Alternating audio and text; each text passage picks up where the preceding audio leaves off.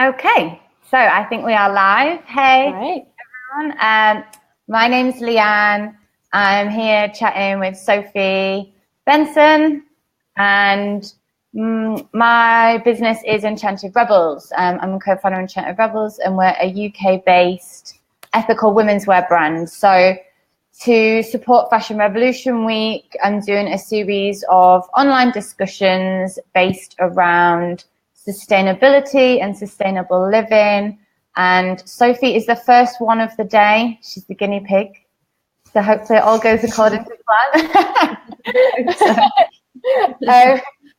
Me and Sophie are going to be chatting about the parallels between gender equality and sustainable living, just about a recent study that was done in December that kind of concluded that women are more environmentally friendly than men. So do you agree? Do you disagree? I don't know. We're going to have a big old chat about it and go from there, really. So, Sophie, do you want to say a few words about yourself? Yeah, so I work freelance as a writer and a stylist, and I do some teaching as well on fashion courses at universities. And my specialism is all about sustainability, and that intersects with feminism as well, because I think they're just intrinsically linked. I don't think you can really separate them. So I think this is a really important discussion to have. There has been conversation around it, but I think it needs to be opened up more, and just something that can be tackled without sort of feeling like, okay, well, it's one side going against the other. We just need to sort of deal with it out in the open, the facts, and just, see what the score is essentially. Yeah, totally. And I think it's really interesting because I'd never really thought about it before. And like you said, they are something that go together, but it's just not something that I've ever really thought about until you mentioned it to me. And then I was like, yeah, it's really interesting. And it, like when you said about the kind of like being able to speak about it without going against one another, when I put that post in the Journey to Zero Waste group, that's just a prime example of how we need to be able to just not handle it like that, because it's not I don't think it's necessary, like by talking about it, I don't think it's necessarily sort of people like going against each other. I think it's more kind of like, I don't know. I think it's something to do with, I think it's something that goes quite deep. I think it's something that's quite innate. And I think in order to understand that, has to be some really like serious research done, to be honest. Yeah, I agree. Yeah. And it's not, it doesn't just exist within sustainability either. I don't think it's a symptom of a wider kind of issue, isn't it? In the same way that, sort of low cost clothes and fast fashion are a symptom of globalization and sort of appealing to a mass market and high volume production. This issue definitely crosses over with kind of modern masculinity and how damaging that can be, and feminism's place within society now, and how it can benefit men as well. So I don't think this is just limited to sustainability, but there is a specific conversation to be had around that as well. Yeah, I think, but it's interesting because I think our generation of men, like, so when I was reading the piece, and I think it's like the American Scientist, and it was saying that, men in the study, they kind of found that they have a problem with like things that are associated with being like, so that aren't masculine. And but I think that's a generation thing, because I think a lot of men that are like our age, like kind of like millennials, that's kind of, those barriers have been broken down a lot. Like, like, okay, I mean, I don't know if this is a stupid example, but like pink t-shirts. Yeah. I remember when everyone my age group was wearing, like all the guys were wearing pink t-shirts, and my dad was like, what's going on? Like, why are they all wearing pink t-shirts? And like, my dad felt was like, boys don't wear pink, do they? And I was like, yeah, Dad, it's really in fashion. Guys wear pink t-shirts. And like, just that like thing, my dad wasn't bothered, but it was, to him, it was really, he was like shocked. He was like, oh, he was like, like my, and I think maybe, I don't know what the age group of the study was. I think if it was older, men, then definitely. But I think, I mean, I know like at least 2 men who are in their 40s who are heavily tattooed, bearded men, and they go and get a mani-pedi. And I'm like, like my friend's boyfriend that has someone go around to his apartment and like gives him a pedicure and stuff. And he like, you know, to look at him is like stereotypical as manly as can be. Yeah. And I was just like, that's amazing. Like, come on, like 20 years ago, like that wouldn't have happened. Like that wouldn't have been a thing. And I definitely think that the boundaries are they're kind of being broken down quite a lot. Mm-hmm. Mm-hmm. For sure. And so what did you find out when did you kind of have a little dig around on Twitter about what people thought? Yeah, so I joined in an ethical hour chat, and I was wondering what the kind of percentage of men was on that, and it was only about 20%, which is quite low, and that does feel representative in terms of, you know, where I've been part of panels or discussions or, you know, the amount of sort of articles you see online and who's writing about it. Even just the presence on social media as well, it does feel fairly representative. And then when you look at kind of what's out there in terms of what's available to buy for between menswear and women's wear, you know, that certainly does feel like a fairly accurate figure. But then that probably goes back to that kind of reluctance to, I guess, sort of come into this way of thinking or the community. So there is definitely a big difference. And like you said on the Facebook pages as well, there's a lot of kind of discussion around, you know, I'm recycling, or I'm trying not to, you know, I'm trying to be zero waste, or, you know, I'm buying eco cleaning products and things like that. And then there's a lot of kind of, okay, but how do I get my husband on board? He doesn't want to do it. And, you know, there's a lot of that. And that's kind of initially what got me thinking about that, because it's kind of people having to persuade or maybe reward their partners for, you know, sort of trying to get them, well, how can I sell it to him, as in, you know, we might be saving money, or it's good for this. There's a lot of that. It's not just being done for just the good of the planet. There has to be another kind of positive to it. And obviously that doesn't go for everyone. But I did see a lot of that. And that's what, you know, really what got me thinking particularly was the Facebook groups and the kind of the presence on Twitter as well, in Twitter discussions. Yeah, for sure. Yeah, no, I totally agree. Especially, on the Facebook groups, it always seems to be women kind of not necessarily moaning about their husbands and boyfriends and whatnot, but just kind of saying, oh God, you know, he's done it again. He's not done the recycling. And I was speaking to my mum about it, and she was saying that she's had to really train my dad, and I asked him to be honest. You know, I said, if you didn't live with mum, do you think you'd recycle? And he was like, I'm going to be honest now. I wouldn't bother. And I think I appreciate his honesty. I was like, Dad, come on. No. But I got him to ask around his office as well, and ask like all of the men in his office. And most of them, I mean, the general consensus was like, nah, we don't recycle. We don't really bother to do anything. So but they're kind of that age group that I think is not particularly susceptible to being environmentally friendly. And I guess that crosses over with just domestic duties as well, because as much as, you know, we don't want it to be, there still is a huge disparity between what women and men do around the home. And, you know, I can't remember the stats actually, but it's, you know, sort of tens of hours worth of time each week more that women spend doing kind of chores and things than men. And like you said, it probably does differ between the generations. And I'd be really interested to see, you know, for instance, between sort of 50 plus, 30 to 50, you know, really sort of dissect the age groups. But there is just this,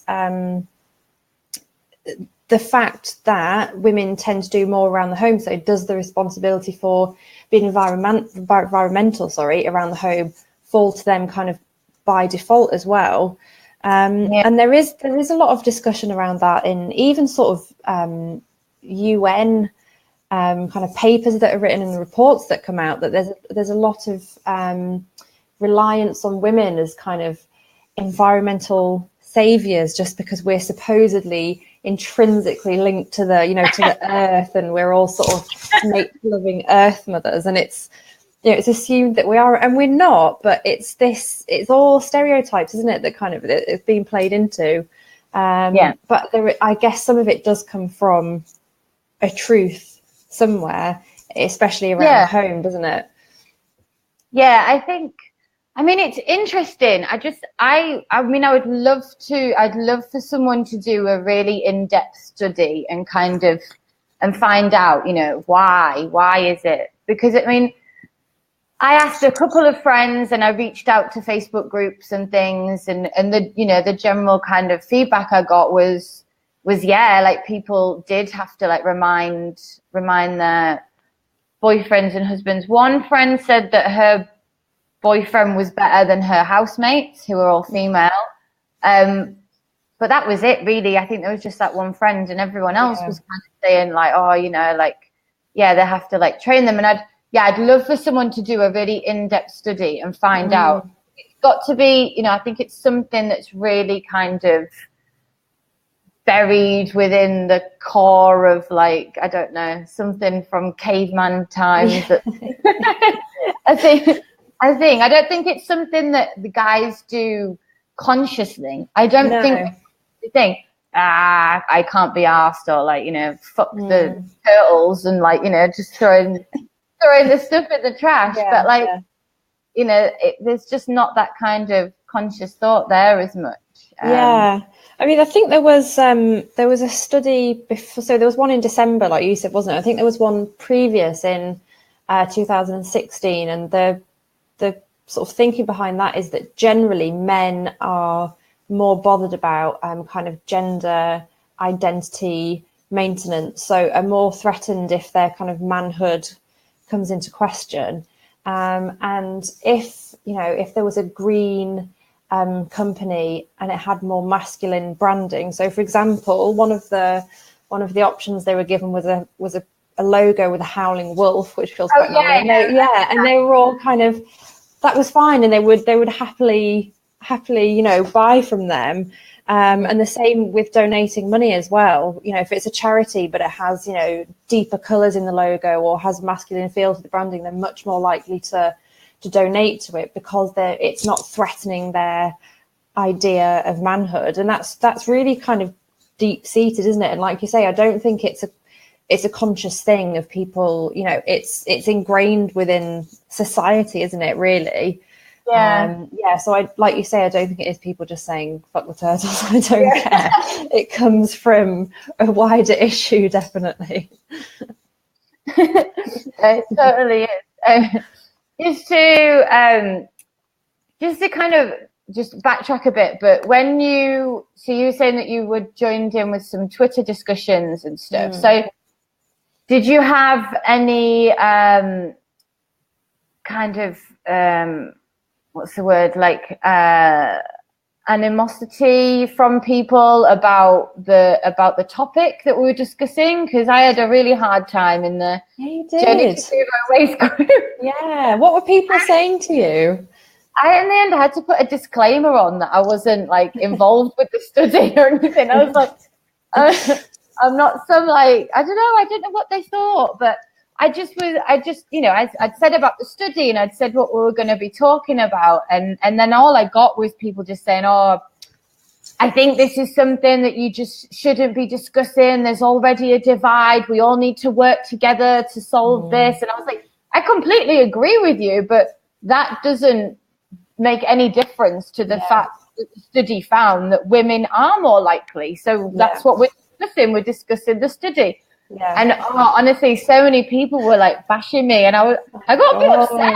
I'm not surprised. I was trying to do something. I wasn't expected to be like trolls. It was like, oh god, it was really funny. But it was interesting that people reacted like that. I mean, there was a couple of people that were like, I think you need to chill out. Like, I don't think she means it like that. You know, she just wants opinions. And then other people were like really on the high horse. And it was it's quite funny eventually. Yeah. Oh, God. I think you got the brunt of it. Mine, it was all right because I was just sort of collecting figures almost. So I didn't have that kind of the backup from the study, which was almost I think because when you posted, it was like, okay, well, here's something that's been found out, and this reflects badly on some people, and people don't like to be called out like that, even though it wasn't you kind of accusing people. Whereas mine was a bit more I'm just gathering the numbers. So I did get a few replies that were like, oh, I'm sure it's 50-50, and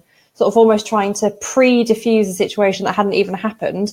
But I think I was, in comparison to you, I think I was quite lucky because I didn't really get harassment. But there were a few people who were sort of expecting, an argument to happen or for me to be sort of going in, being really aggressive about it. But I guess that happens with anything to do with the sort of talk around gender. Look at how people are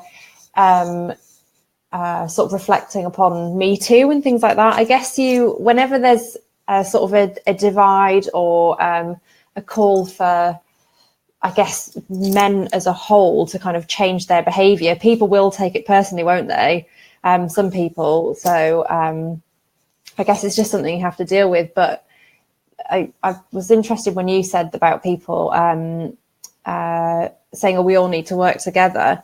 But this is actually trying to make us all work together even more and have more people involved in it.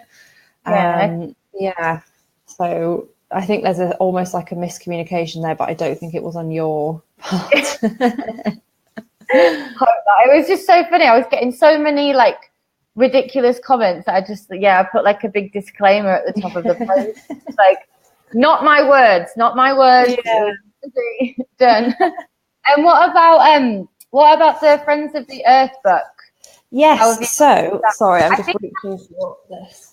I think it's the type. I started reading it on my Kindle, and it's definitely the type of book that I want in a hard copy. I need to annotate it. There was absolutely. That I wanted to research, and I was spending all of my time going back off my Kindle onto my phone and writing notes. And I was like, definitely going to buy a hard copy in the post. Yeah.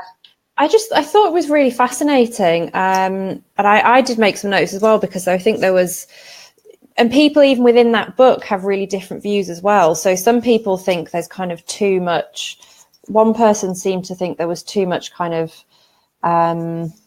assumption even by women that we're automatically eco-friendly. And she, and I can't remember if I remember her name. I don't know if it was Diane Elson. And it was more about how actually it's embedded within culture. But there are some women who are more kind of eco-feminists and who do believe it is kind of more ingrained. So even within women talking about it, I don't think there's a kind of right or wrong answer, really. Yeah. But I mean, I think a kind of familiar thread running throughout is that within kind of high-level discussions, there has been a history of things being supposedly gender blind, so sort of green solutions being gender blind, but in terms of trying to be, equal. But what that sort of ends up being is inherently unequal, because society is, and so there actually needs to be conversations around gender, around the differences between them, and how we can address that. So one example was of public transport. So, there's a kind of call for people to use more public transport, obviously less emissions, less cars on the road, all that kind of thing. But within that, you then need to consider, well, what's the safety of women on public transport? And you don't get that discussion if you just come at everything gender blind and don't consider it. So while it would be great if we could just, I think, start every discussion and just assume that everyone's accounted for, they're not. So I think it needs to be gender inclusive in the discussions rather than just assuming, well, it will be fine for everyone because it's modern society, because it doesn't work like that, does it? No, it's true. Every time I see a woman with a pram on the tube or on the bus in London, I just think, oh dear God, it just looks like such a struggle. And then you wonder why people use cars, because I mean, the car definitely would seem way more appealing to me, to be honest. Yeah, absolutely. Yeah. And this the practicalities of it as well, like you say with prams. So I think women generally will have to do shorter but more journeys. So if they're responsible for the childcare, if they've got younger children, typically more women tend to stay at home, and there is that kind of element of the man will generally commute and a woman will generally have to rely on public transport, but there is the inaccessibility and there is the the safety issue as well. So there is so many different factors. It's not kind of, I don't think anyone can come along and say, "I'll fix that and then it'll all be fine." It's it's completely multifaceted. Yeah, totally. I agree. Definitely. And then I guess that's kind of talking about transport and things like that. Then in terms of fashion as well, if it comes down to a sort of personal expression, things like that, there is more out there for women. So that feels a bit different almost. So in sort of green solutions, it feels like it's quite male dominated, because the sectors that are set up for men, that are set up for green revolutions tend to be male dominated, whereas fashion is more sort of female focused, and there's quite a difference between that. So that is very much kind of focused on women's wear. I mean, I think it's really good because there's a lot of brands now that are doing gender neutral clothing. Yeah. And it does blend into one really, really easily, I think. And I think, because of that, hopefully it'll kind of open up the door a little bit more. But there's not that much choice. There's not that much choice for men when it comes to shopping sustainably. I mean, there's T-shirts. There's definitely T-shirts, and then and if you want a suit, I think it's probably not so hard. But actually, day to day, kind of on trend. If you want to be a trendy guy and wear sustainable clothing, it is tough, I think. There's been a jump in sustainable women's wear, so it's gone up by 128%, I think, just in the beginning of this year. But men's has just stayed completely flat. It just isn't kind of increasing as women's wear is. So I mean, there are a few, there are obviously sort of Brothers We Stand. I think there's a Kickstarter at the minute for Half Century for a pair of jeans that are supposed to last for 50 years. So there are things out there, but the choice, I mean, obviously even women's wear, the choice is limited compared to the high street, but men's wear is definitely even more limited. So that's probably another barrier, is that actually there just isn't as much out there. And I'm just trying to I mean, I know we talked about this before, but we just weren't sure if it was like a chicken and the egg situation. Like, is there not that much choice because there's no market for it, or is it kind of the other way around? I don't know.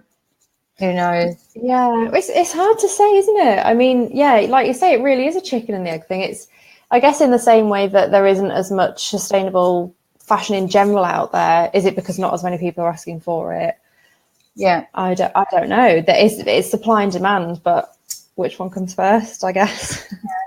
I think I don't know. I think definitely the kind of the sustainable movement within clothing and fashion in general is definitely coming. I can't believe the difference in the last kind of 7 years since I finished uni. I was chatting to someone on Instagram. I can't remember her name. Oh no, it was on Twitter. She's a designer in London. I can't remember, but it was during Ethical Hour, and she'd said, I don't think that much is happening. And I was like, I completely disagree with you. I think over the last kind of especially over the last 5 years, it's grown so much. And I think, and especially now you've got kind of like the high street getting on board, and yeah, it's totally greenwashing, but at the same time, the fact that they're acknowledging that that's something that the consumer wants is just a massive leap in the right direction as far as I'm concerned. So I think as it grows, I think the men's will catch up, because guys kind of, they're always a bit behind the times. I think like women are kind of like ahead of like, oh, you know, let's eat well, and where does our food come from, and stuff like that. And then I think men kind of catch on a little bit later. So yeah.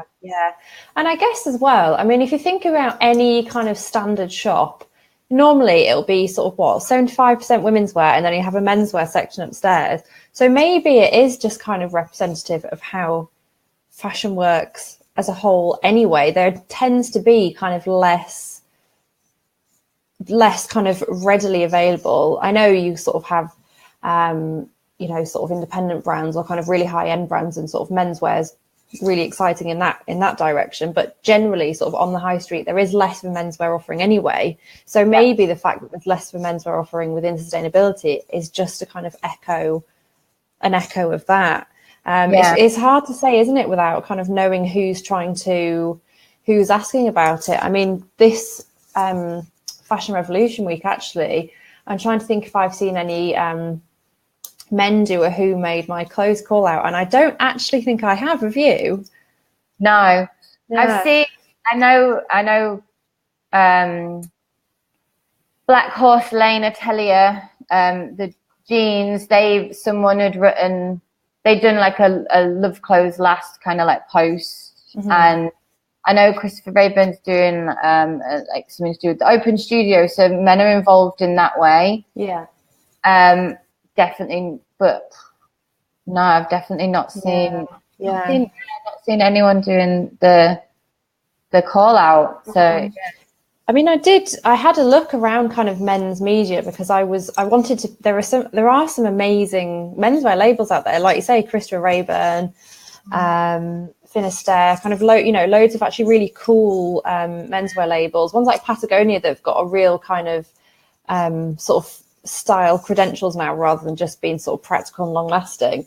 And I think they need sharing, and there's a small undercurrent of content, but generally on sort of the bigger side of men's media, it's really lacking. And I wanted to actually pitch some features, you know, to get sort of a Fashion Revolution week piece out there from a menswear perspective, and it just sort of wasn't picked up. Whereas when you look at the women's media, it's pretty much everywhere, isn't it, at the minute?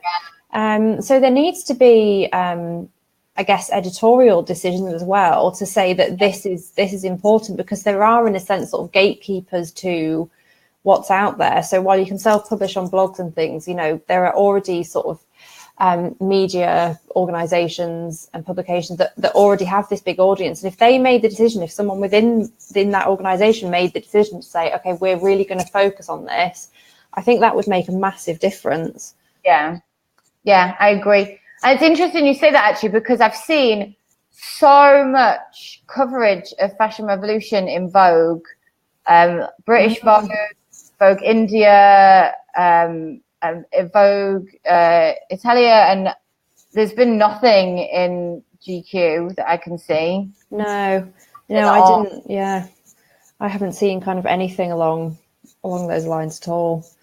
So there needs to be a kind of a media shift as well, I think. Yeah, totally. Maybe that's something that we get on to next year. Yeah, men's Fashion Revolution week. They can have an extra day, but specifically for menswear. Sounds good. Okay, so I think I've covered everything that I wanted to kind of say. How about you, Sophie? Yeah, I think so. Yeah, I just want to enforce that. I just really want to open up the conversation. Like I said, it's part of a wider thing, definitely. And it would be so great to feel that talking about this kind of thing isn't trying to point the finger. It's about making it a much broader movement. And I think as long as that comes across, I'll be very happy. Yeah, good. Me too. I agree. Awesome. Okay. Okay. I'm gonna end the broadcast, and I'll get this uploaded on YouTube as well. So, bye. Thank you. Bye.